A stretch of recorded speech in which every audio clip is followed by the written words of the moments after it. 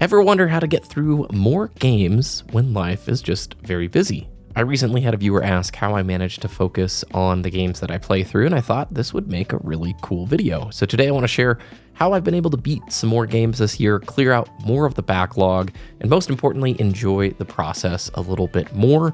It all comes down to being intentional with what you play. I know that sounds obvious, but I think it's something most people overlook. Being intentional with your time and your game selection makes a very big difference. I've got a normal 9-to-5 job. YouTube is just a hobby. And I've been really, this year, like a huge turning point happened, and I've been able to finish way more games than in any of like the previous 4 or 5 years. So let's start real quick with the process of getting those games, collecting or buying them. I get it. It's a lot of fun to buy games. There's sort of that rush of getting something new or an old game you've wanted for a long time. It's either hyped up, it's on sale, there's streams, there's reveals, there's always something new that's coming out. But let's be real, buying games that you're not actually going to play can kind of turn into a curse. Collecting games that just sit in your library, gathering dust, can create this weird guilt. I mean, gaming's a hobby. This is a totally weird problem, but I know people with massive Steam backlogs who've just accumulated so much over the years from sales totally can feel this. We all have that backlog of games that we intend to play someday, but the reality is we'll never get to most of them if you just keep building it faster than you're taking it down, right? Faster than you're finishing games. Here's a crazy stat. On average, gamers have between 30 and 40 unplayed or unfinished games in their libraries. Think about that. How many games in your collection have you actually finished or given it a really good shot? That number might be smaller than you actually think. That's why I try to be very intentional nowadays when I'm buying a game. I try not to buy every new release. In fact, especially on PC and stuff, I'm waiting for most games because you typically will get a better release or a sale version or the updated version down the road. I ask myself, am I really going to play this? And if the answer is no, I skip it. It's not worth adding to the pile of unfinished games.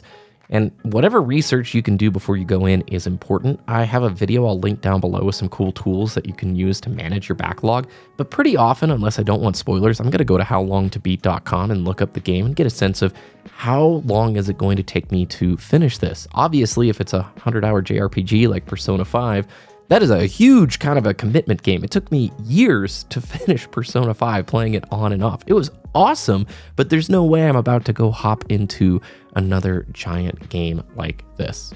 Now, the real key to beating more games is just to focus on them one at a time, which can be tricky. I think it's important to sort of pick the title that you're really wanting to work through, commit to it, and just finish it. I'm really intentional about selecting games that sort of fit where I'm at, my lifestyle. Like I said, I've got a normal 9-to-5, and so for me, if I've done the chores and the real life stuff and everything's finished, I've got the video completed for the channel, typically between like 9 p.m. and 11 p.m. I have the opportunity to play, or sometimes at like 7 a.m. to 8 a.m. is that timing. But you can really get through a 10 to 20 hour game pretty easily if you're sticking about 1 hour a day towards it. So I've been picking more single player games that fit in that 10 to 20 hour slot because I know that I can finish them in a time frame that sort of works well for me. If you play a 10-hour game, you put in an hour a day, you'll be done in about 2 weeks. It's just that simple. But if you keep bouncing between games, trying out different things, you'll end up not finishing anything. I've been talking about playing through Red Dead Redemption 2 here on the channel for about 4 months now, and I know it's going to take me probably another year to finish it because I can only put in little bits and pieces of time. It's a longer adventure, and I know that I want it to be something I don't rush through. So I'm just sort of accepting that kind of game is going to take me a ton of time to play. There's also something really satisfying about sticking with one game until you beat it. The sense of accomplishment is way better than juggling 3 or 4 games and just never finishing any of them, but you do whatever fits you. Obviously, if you're getting bored of that title, that's another signal that maybe you're not like, you don't have to finish everything. You don't have to commit to all of these things. I'm just saying there is a balance between sort of pushing through, knowing that you made the commitment, like I want to see this through. I want to finish this game. And here's where a lot of time gets lost, especially if you're bouncing between games, and that is the multiplayer side. I'm speaking from experience. I started this channel back in 2011 with Halo, and it's mainly been FPS multiplayer games ever since.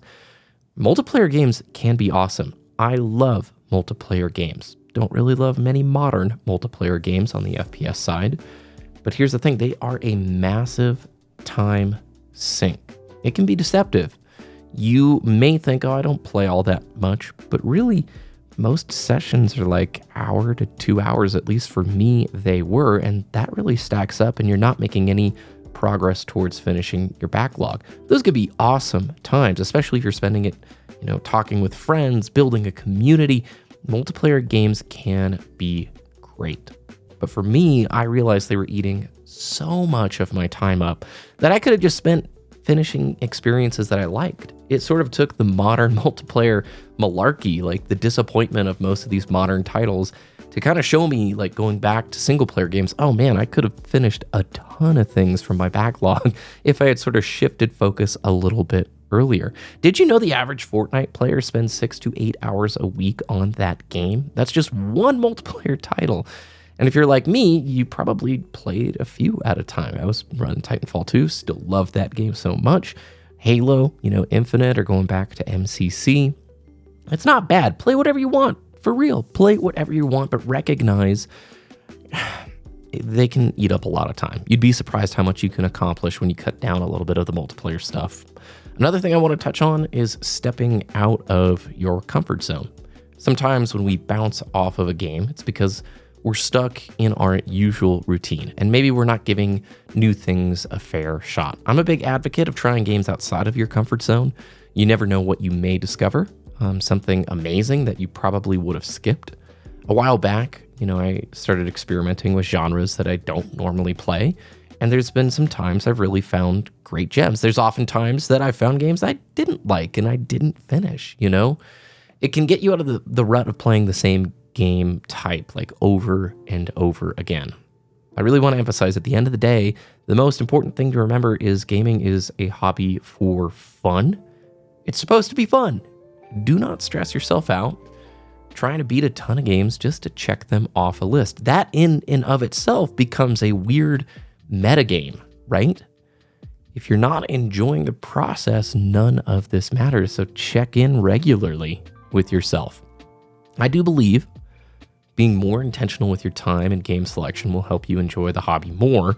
It's been a game changer for me this last year, and I love multiplayer games. When there is one that I really feel like is awesome, respects my time, puts the player experience forward, I have no problem shifting focus back onto that.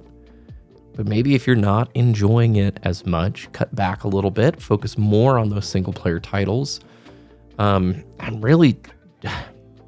I've got a list in my head of games that I've always wanted to beat but never finished. Things from like childhood or from like teen years. And I know that if I don't start making progress, like I'll never go out there and beat Chrono Trigger. I want to play that game. I want to finish it. Like that is one of those paramount JRPG experiences that I know that I want to go through. Baldur's Gate 3, I want to finish that game.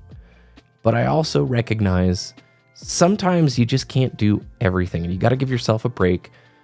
Be okay with just focusing on that one thing at a time. And there is there's this sense of gratitude and freedom when you buy a game, you finish it, you got value and enjoyment from it.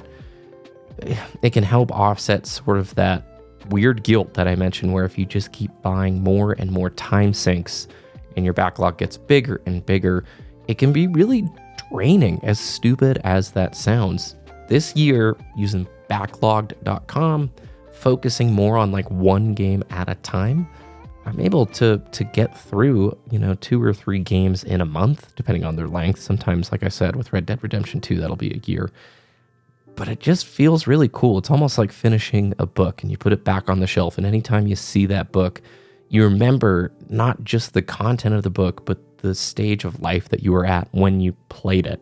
Think back to some of your favorite single player games. I bet you can quickly tie memories of that era when you played it pretty closely with the memories of that game. Are there any tips that you have? Really appreciate you watching. I would love to hear any strategies or ideas that you have about all of this. Just my 2 cents. Thanks so much. Have a really good weekend, and we will see you again on Monday.